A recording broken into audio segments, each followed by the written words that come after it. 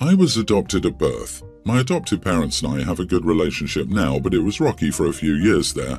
They didn't tell me I was adopted, and I found out in what I consider the worst way when I was 16. A spiteful relative told me. It was not out of my best interest, but they got mad at my mom and tried to ruin her life. It caused a huge fight within the family, and everyone focused on the drama rather than my entire life crumbling. I finally ended up in therapy at 18 and have been attending on and off for the past 10 years. Currently on. I didn't speak to my parents from the time I was 18 until I was 23. They acted like I was insane for being upset about all this. Eventually, they apologized and began going to therapy themselves. We've slowly rebuilt our relationship. They've since accepted my search for my bio family and, upon finding my bio mom, have been amazing with her. My bio mom was forced into giving me up. She hadn't wanted to, but her family all but forced her. She had no support. My parents didn't know this part, but purposefully chose a private adoption so I'd never know I was adopted. My bio mom and I have known each other for 4 years now. She is an amazing, kind, and generous woman like me. I spent so long feeling unseen and different. She was like completing a puzzle. My bio dad died when I was 12, and it's devastating to know I'll never meet him. He didn't want to give me up either, but they were very young and again, no support. My bio mom told me she'd name me Summer, but my adoptive parents changed it. She understood, but I could tell the name meant a lot to her. I recently got married and I'm changing my last name. I decided since I'm changing my last name, I'll change my middle name too. It's got no sentimental meaning versus summer, which does to my bio mom as it's her favourite season, and I was born on the first day of summer. My bio mom cried tears of joy when I told her. She's so touched. My adoptive parents are angry. They say that I've erased them. I kept the first name that they gave me. They say if I had to, I should have just added Summer to my name. Am I the idiot? Not the idiot. You have added Summer to your name instead of a meaningless middle name they gave you. I have a middle name, and my younger sister doesn't because my parents didn't see the point in hindsight. Middle names don't exactly come up all the time, so why not make it something meaningful? This is your life, your journey, your name. Do what makes you happy. They even specifically wanted a closed adoption so I would never find out I was adopted. Like they didn't try to erase your bio mom? You've honored all of your parents. My mother was adopted, and her adoptive mother retained her first name as her middle name. The pot calling the kettle black. Excellent point, and the thing I find funny about that too is in my own adoption, the agency told my family that when I was 18, the bio family could contact them at any time and find me if they wanted to since I was of legal age. In fact, that's how I found my own entire bio family, and yes, it was a closed adoption also. So depending on the laws where they live or the agency they went through, choosing closed adoption still doesn't guarantee OP would never find out. And that's not even a concern when you consider how you can expect to keep a secret that literally everyone around you and your child knows. The only break I can give your adoptive parents is, if you were adopted like 50 years ago when the expert advice was to wait until you were old enough to understand or whatever. But as far as I know, the advice and research have supported telling the truth as early as possible for decades. So your parents either did no research when they adopted or chose to ignore it and force you into their bio-child fantasy, overdoing what was best for you. I don't want to call you an idiot, but your parents raised you from birth and you refer to them exclusively in this story as adoptive parents. You feel how you want, it's your life, but you are defining them through text and by doing so putting your mark in how you view your relationship, by the nature of how they came to be your parents, and not by how they literally parented you your entire life. I know plenty of birth parents who don't deserve the title of parents, and most of the adoptive parents I know have earned that title a dozen times over. So I, 43 female, and my soon-to-be ex-husband Ralph, 43 male, have a daughter Diane, 18. Ralph worked as a graphic artist, and Diane eventually showed interest when planning a career post-high school, so she started taking related electives. The intention was that Ralph would put in a good word down the line for a job or internship at the same company he worked. For all classes related to graphic design, Ralph did easily 75% or more of the classwork. And I don't mean help, he straight up finished all the assignments after work that she would start in class and even submitted them into Canvas himself on her account. This never sat right with me, and we would fight about this on a regular basis, yet the cheating continued, and for 2 years I just aired my grievances without actually ever doing anything about it. In Diane's senior year, so this school year, she successfully got accepted into a hybrid position at a local technical college, so she would take entry college-level courses there in the morning and resume high school in the afternoon. Again, I was very angry that she got accepted with Ralph's work, but I lost that argument.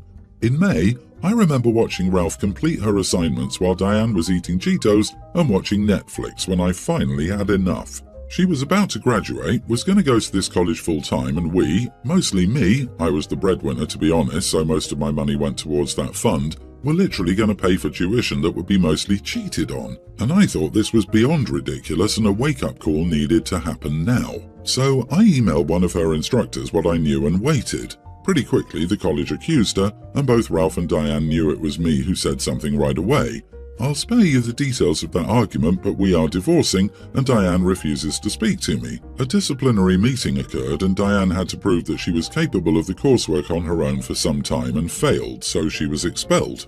The high school is also conducting an investigation and she lost some elective credits but still graduated. She'll not be able to attend this college again and there is a mark on her academic record.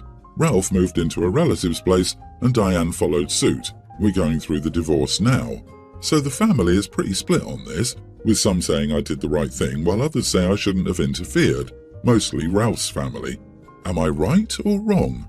Holy crap, that's rough to deal with.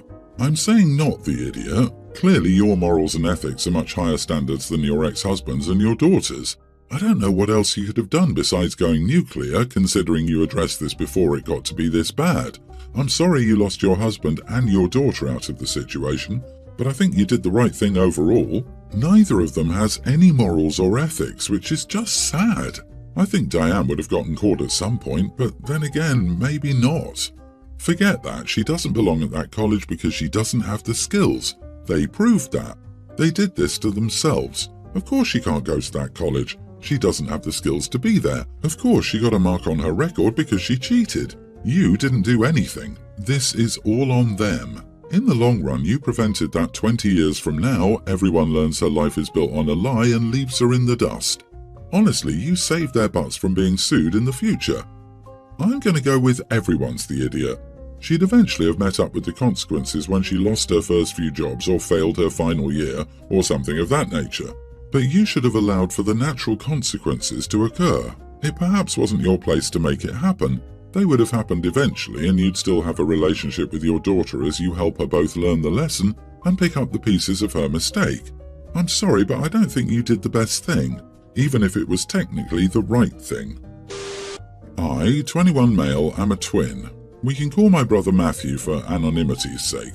To get ahead of some of the most commonly asked questions, we're identical. We do things in sync sometimes, but I don't know if it's any more common than two people who just spend a lot of time together and adopt each other's mannerisms.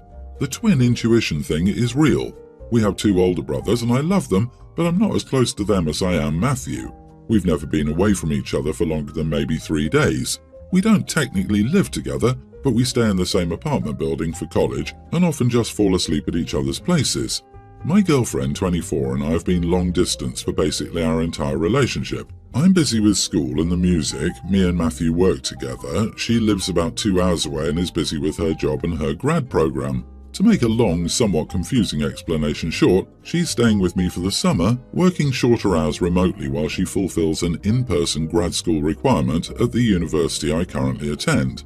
Most of her grad program has been online, but this section is not. It's her capstone project, and doing it during the summer basically means she's doing it in double time, so she really has to buckle down and work. I get that. Still, the way she's been treating my brother isn't cool with me. She often rolls her eyes and shuts herself in our guest bedroom when she comes home and sees he's over. We smoke together and screw around on guitars together while we work on music, things she used to be fond of but now seems to hate. The final straw came last week when I got a phone call while I was out of her freaking out. She'd refused to let my brother in the apartment, so he used the key I'd given him and she lost it. She said her boundaries weren't being respected and that I needed to kick him out. Instead, I told her she needed to leave. She's furious, saying she can't find somewhere else to stay on such short notice and I'm screwing up the most important class of her life, saying I'm too codependent on my brother and that I should never have told her she could stay when I knew she needed to work and I wasn't allowing her to do so. Am I the idiot? The dude legit has his own apartment in the same building. Why the heck is he harassing your girlfriend? Brother has no need to be in your apartment when you're not there, and you two can easily jam in his apartment to give us some privacy. You are the idiot for you and your brother. Honestly, if I were the girlfriend, I would have felt completely unsafe. I'm really confused as to why they can't jam or smoke or whatever in his brother's apartment, in the same building. It seems like the easiest solution to all of this, and not once did either of them seem to think about that as a remedy for giving this poor girl some space, as well as peace and quiet to work on one of, if not the biggest hurdle of her college career. OP is completely clueless and an idiot. I have to wonder if OP really didn't want to have a girlfriend around for the summer, sharing his apartment, so he's subconsciously sabotaging her. Smoking, playing music, allowing brother to come over any time even if he's not home. That does not sound like someone who's even trying to be supportive of his girlfriend. Sounds like they change nothing in their habits even though the girlfriend is staying there for a specific duration and reason. Next time you have a girlfriend, you should probably be more explicit about your expectations. My 24 female fiancé, 24 male, is bi and was kicked out when he was 13 after being caught kissing a football teammate. He did a lot of stuff to survive on the street, and to cope, he developed an alcohol habit. An aunt found him and took him in around the time he was 16, and she helped him get clean and into therapy. We met in college and my parents have never liked him. They're pretty conservative, and an ultra-liberal sort of femme nail polish wearing bi guy with a motorcycle isn't their ideal guy, to say the least. He proposed to me a few weeks ago and I've never been happier, even though my parents are against it. They came to visit over the weekend. I thought I was just going to get a talking to about saying yes to the engagement, but they apparently did a background check on my fiancé through connections they have in law enforcement and got a hold of his juvenile records, and which, of course, had some charges. They started saying that they knew he was bad news and that I had to break off our engagement. I was enraged and I cussed them out thoroughly, especially about how they invaded my fiancé's privacy and how they knew nothing about him, that he did those things to survive. They started telling me how he was just using me for a leg up and they were trying to protect me. I told them to get out and that they were morons for doing what they did. My siblings have been calling me, saying I overreacted and that mom and dad are just trying to look out for me and I should apologize. Am I the idiot? Not the idiot. What they did was a huge invasion of privacy and they've broken your trust, but also your partner's. You're an adult and part of being an adult is making your own decisions and finding out stuff. Your parents need to respect this and be supportive. They should apologize, especially to your fiancé. If his juvenile records were sealed, someone needs to get busted. OP, do you know who your parents used to get his info?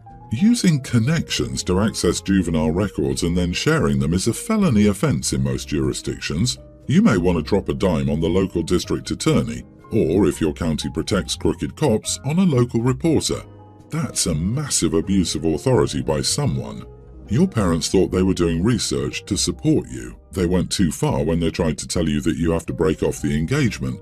They have no right to do that, and you kicking them out was the right action. Tell the rest of the family in your face that they should be careful because they could be next. Then block them. Congratulations on your engagement. Well, if you think, future you as a parent, that you wouldn't try to prevent your child from making an obvious preventable mistake, you're wrong, or you're destined to be a bad parent. Best of luck. I hope you beat the overwhelming odds you're facing. You are blind in love, and you are the idiot to yourself.